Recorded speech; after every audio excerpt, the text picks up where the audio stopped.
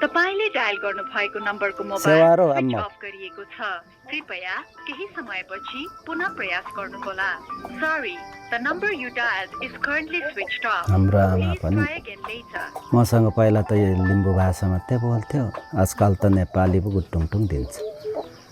यस्तो तरिकाले भाषा जोगिन्छ नि बुढाबुढी मान्छेहरू नै अनि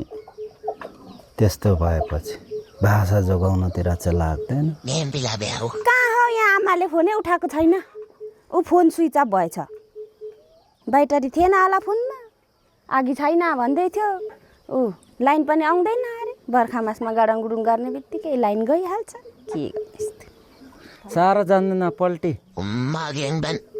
मलाई नआएको जस्तो माथि राख्थ्यो फोन आमै धेरै गफ नगर है कति न झन् एकछिन बोलौँ है भनेर लिएको त त्यत्रो